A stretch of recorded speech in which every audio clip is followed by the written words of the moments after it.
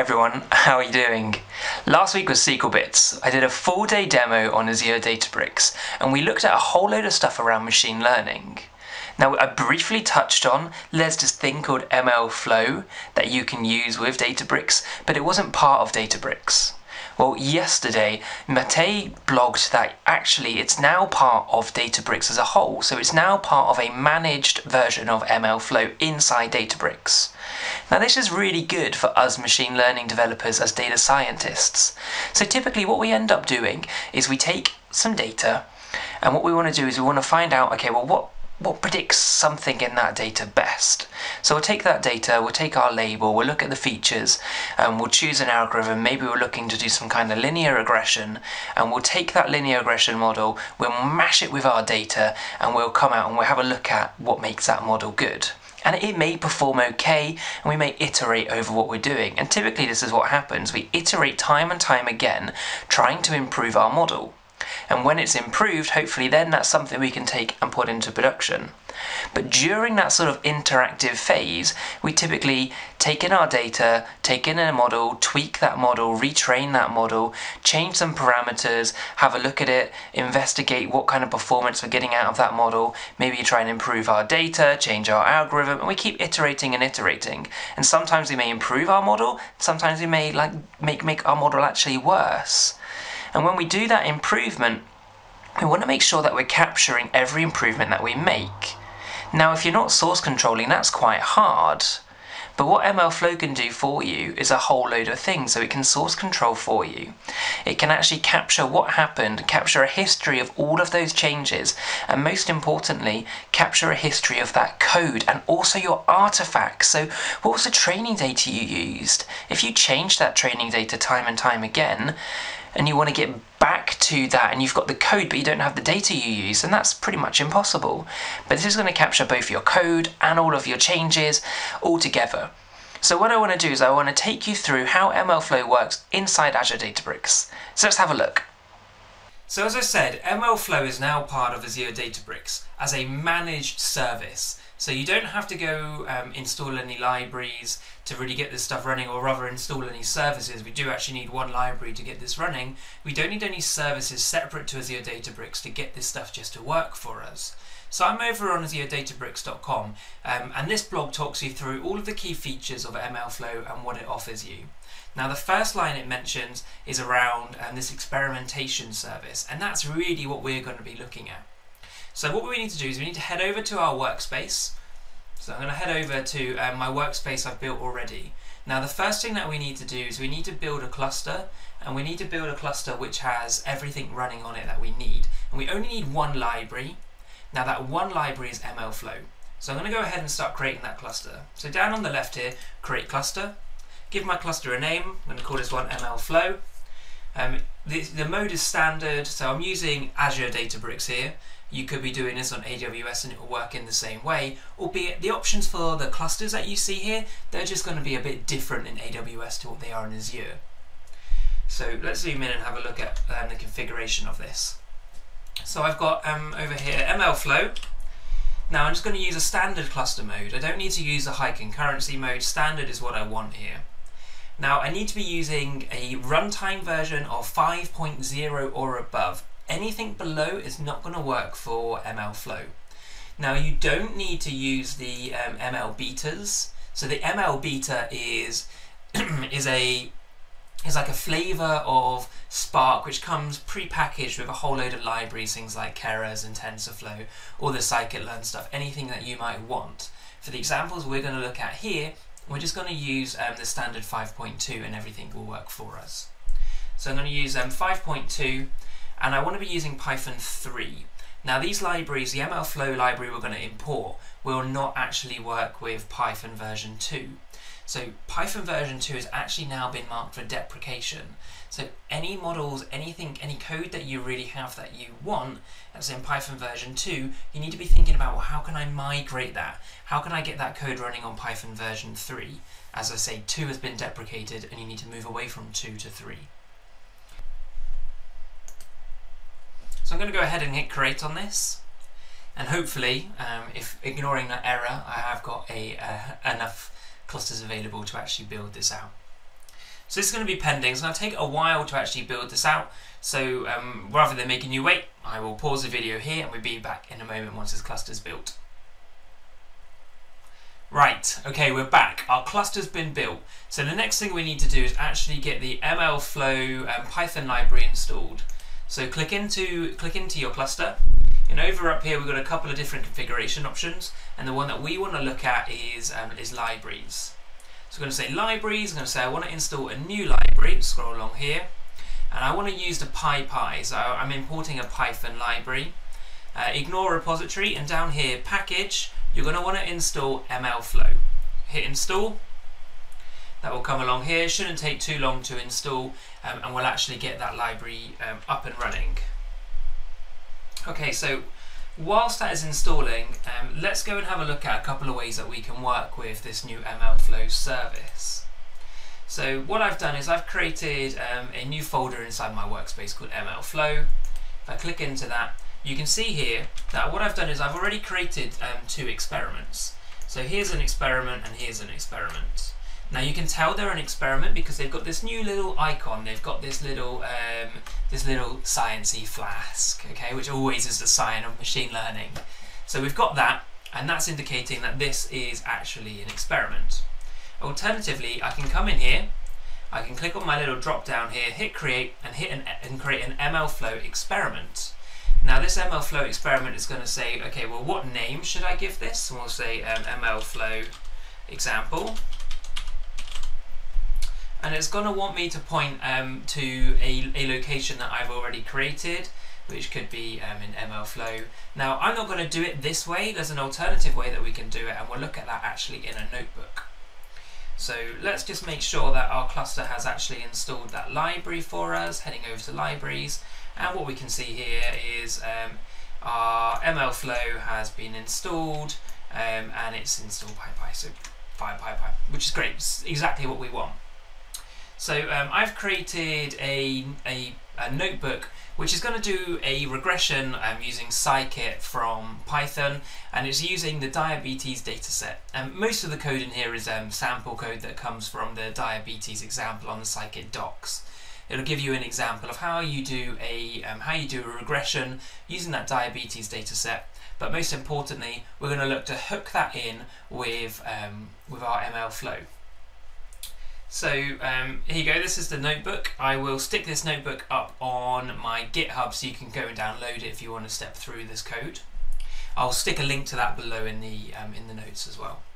So here we are. We've got a bit of markdown here explaining what we'll be doing, and we're going to do a couple of things here. So the first thing is I am going to import a whole load of libraries.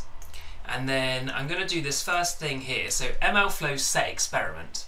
This is telling MLFlow how it's going to start working with my experiment. So it's waiting for my cluster here. And what I'm saying here is use MLFlow regression diabetes. Now that isn't something that I've actually set up yet. That is something new.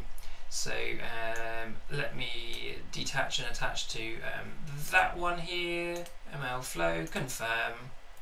And then hit run on that. Okay, and that's going to run. That's running that command, and it says here regression diabetes doesn't actually exist. I'm going to create you a new experiment. So now if we head over into our workspace, under our MLFlow, we now have this regression diabetes here. It's actually created that for us.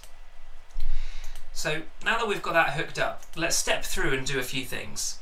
So what I had in here, just to explain it, I'm importing that MLFlow. This is the key one here, and I'm using the rest of this stuff for, well, basically for building out my model. So that stuff here is all to do with scikit. We're not actually going to do any plotting, but we are going to use MLFlow, and we're going to use the square root so we can get to a root mean squared error. So we've set it up. We've set up our experiment.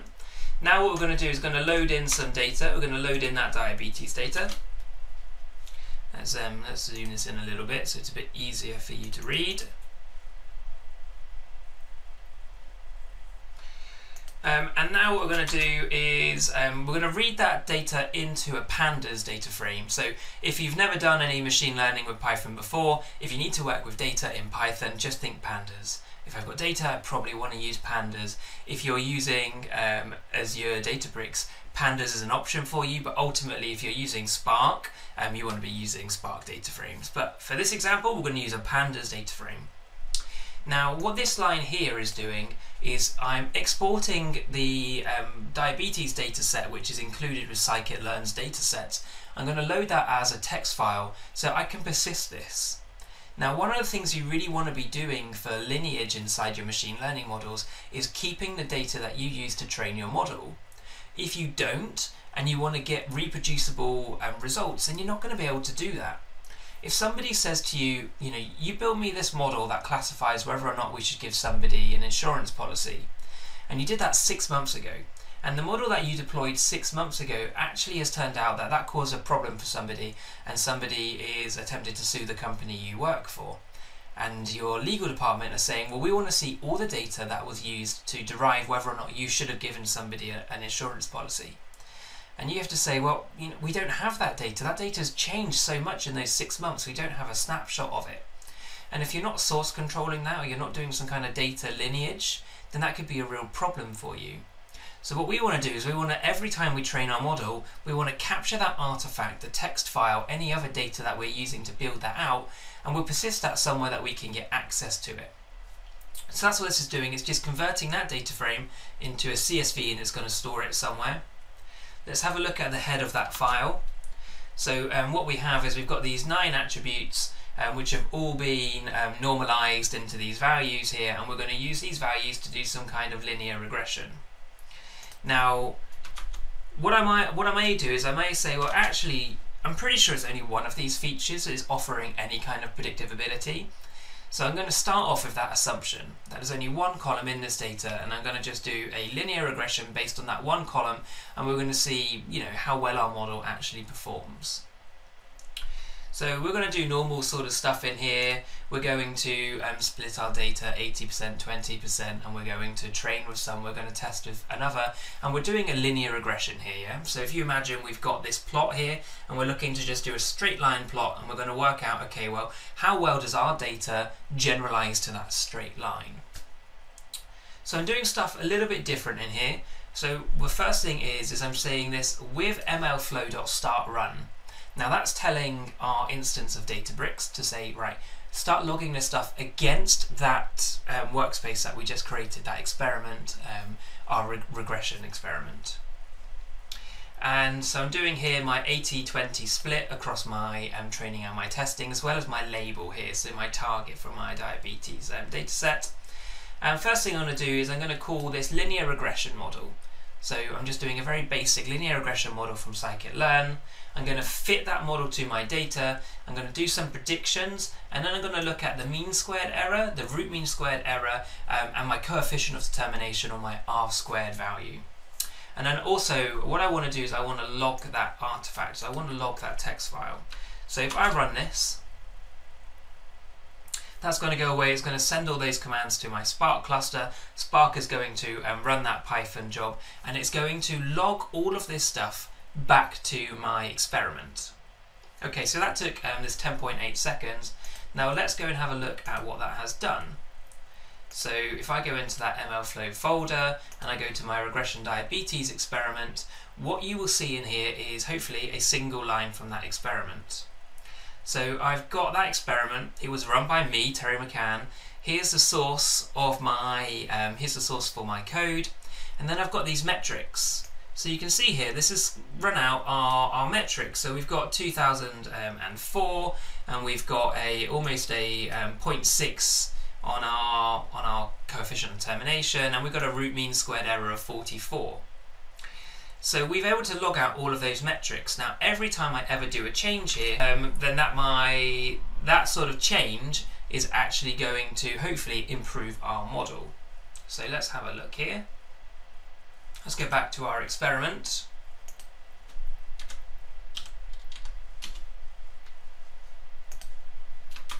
So that was our whole data. Now I think it's only going to work. There's only one thing that is offering us any real value, and that's this one column in our data. So I'm going to limit the range here.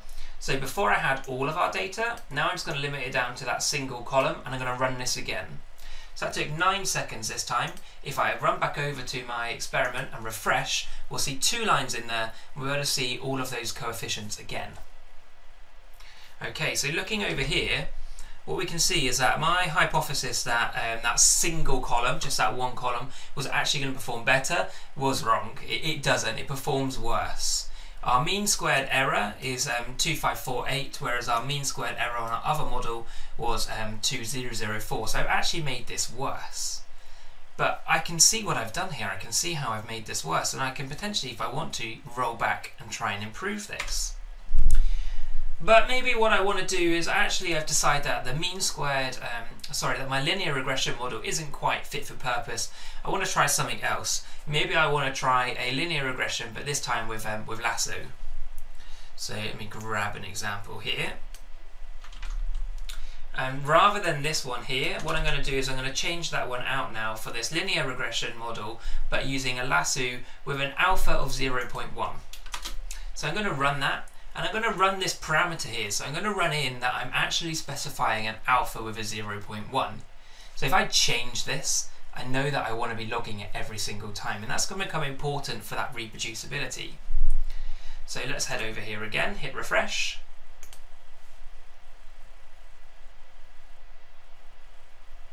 And now we've logged out that alpha, and we can see that, oh, actually that's producing us a worse, you know, our model is just getting worse.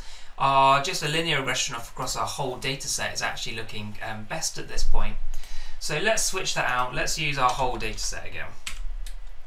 Let's run that. Hit back over to our MLFlow, hit refresh again. We should see a 4th line appear in here.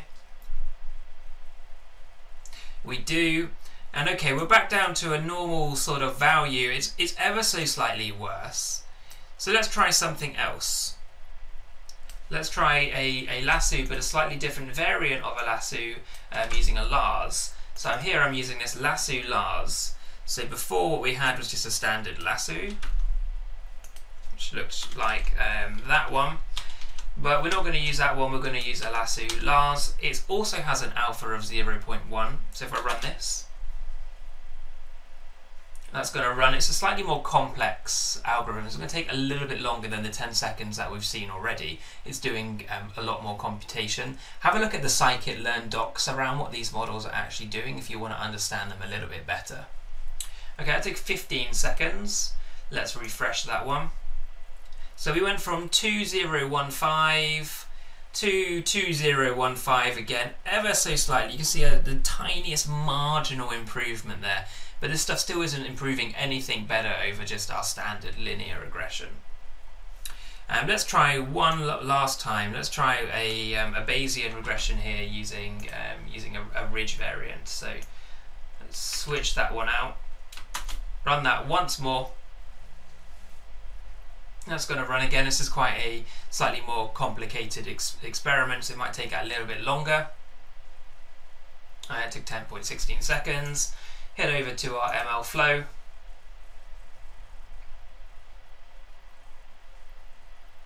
Okay, and we've further made our example worse, but that's fine. So now if I hadn't have been working in this way, if I actually thought, well, you know, everything I've done has really, you know, made my model worse, what I want to do is I want to get back to this one. I want to get back to the very first one I tried.